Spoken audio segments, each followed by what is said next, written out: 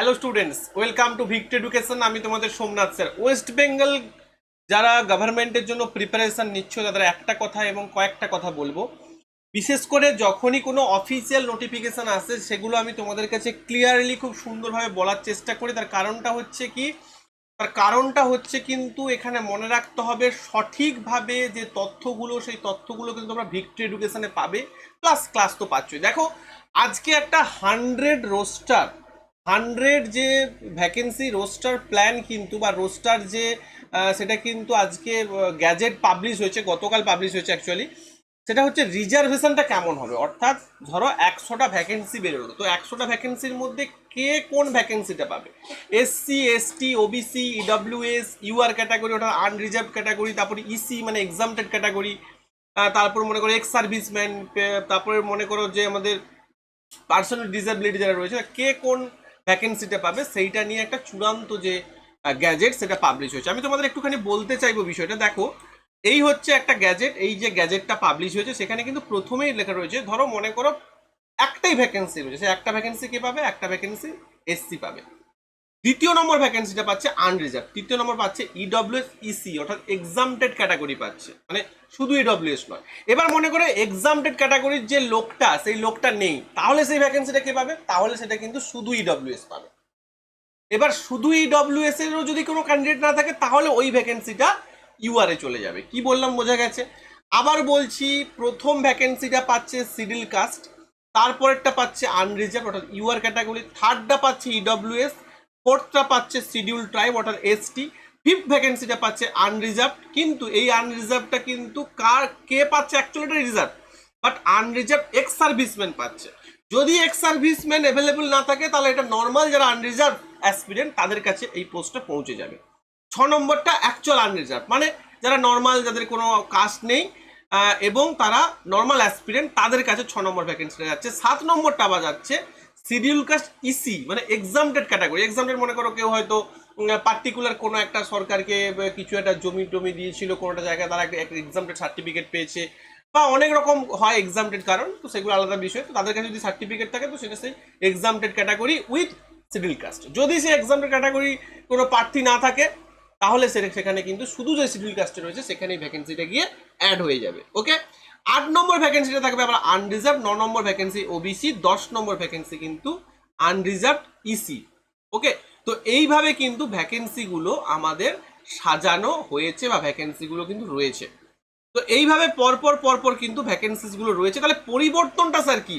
না, পরিবর্তনটা কোন জায়গাটায় আমি তোমাদের বলি। 100টা ভ্যাকেন্সি কিন্তু এখানে রয়েছে। দেখো, পরিবর্তন যেটা হয়েছে না, সেটা হচ্ছে আগে আমাদের দুটো ওবিসি সার্টিফিকেট হতো, একটা হচ্ছে ওবিসি এ আর একটা হচ্ছে ওবিসি বি। কি বললাম? একটা হচ্ছে ওবিসি এ আর একটা হচ্ছে ওবিসি বি, এই দুটো সার্টিফিকেট হতো। সেখানে একজন পেত 17% আর একজন পেত 7% রিজার্ভেশন। অর্থাৎ প্রথমে তো দেখে তো মনে হতো যে ওবিসির জন্য অনেকটা ভ্যাকেন্সি, কিন্তু আলটিমেটলি কিছুজন সেখানে 17% ভ্যাকেন্সি হচ্ছে মানে 17% ভ্যাকেন্সি এনজয় করতো, আর কিছুজন এনজয় করতো 7% ভ্যাকেন্সি। কি বললাম বোঝা গেছে? মানে অ্যাকচুয়ালি 10% এবং 7% মিলে 17% ভ্যাকেন্সি টোটাল থাকতো ওবিসির জন্য। কিন্তু এখন ওবিসি এ এবং ওবিসি বি এই দুটো মিলে শুধুমাত্র ওবিসি এটা কিন্তু সার্টিফিকেট করা হবে, অর্থাৎ ওবিসি এ ওবিসি বি এরকম কোনো কিছু কিন্তু থাকবে না।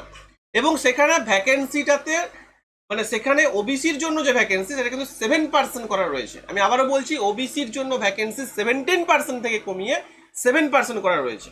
এবার ওবিসি যারা প্রার্থী তাদের তো মনে হবে যে আমাদের তো স্যার এটা কমিয়ে দিল, এটা তাদেরই মনে হবে যারা 10%কে এনজয় করতো, কিন্তু যারা 7% পেতো তারা কিন্তু 7%ই পাচ্ছে, আর যারা 10% পেতো তারাও কিন্তু 7% পাবে।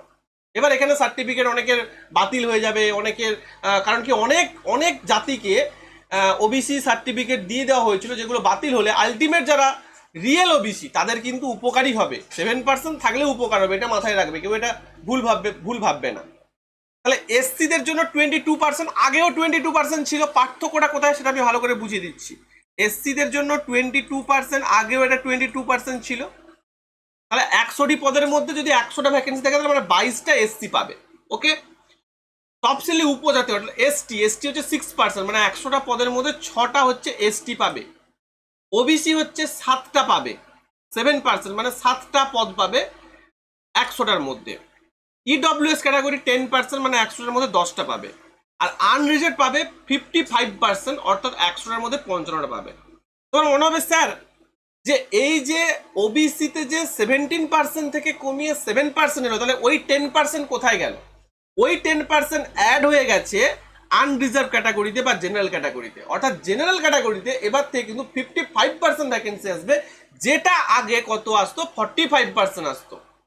মানে আগে যেখানে 100টার মধ্যে 45টা ভ্যাকেন্সি থাকতো, মানে 100 যদি ভ্যাকেন্সি থেকে থাকে রোস্টার অনুযায়ী, তাহলে 45টা ভ্যাকেন্সি আনরিজার্ভ পেত, সেখানে এখন 55টা ভ্যাকেন্সি কিন্তু আনরিজার্ভ পাবে।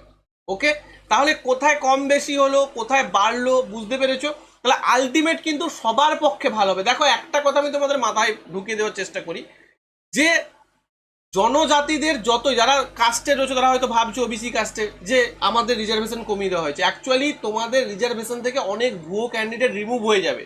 যদি সার্টিফিকেট ভেরিফাই করা হয়, প্রচুর পরিমাণ ভুয়ো ক্যান্ডিডেট রিমুভড হয়ে যাবে। প্রত্যেকটা সার্টিফিকেট ভেরিফাই হবে। যদিও আমরা রিজার্ভেশনের কথা বললাম, তো এই হচ্ছে কিন্তু রিজার্ভেশনের যে পুরো ব্যাপারটা ক্লিয়ার করে বুঝিয়ে দিলাম। আশা করি প্রত্যেকে বুঝতে পেরেছো। তো যাই হোক, ভিক্টরি এডুকেশন চ্যানেলটাকে সাবস্ক্রাইব করে রাখো, কারণ ওয়েস্ট বেঙ্গল গভর্নমেন্ট জব এবং বিশেষ করে রেলওয়ের জন্য ভিক্টরি এডুকেশন হচ্ছে সব থেকে বেস্ট চ্যানেল। আর কারোর কোনো ডাউট থাকলে অবশ্যই কিন্তু তোমরা কমেন্ট করে জানিও। Thank you.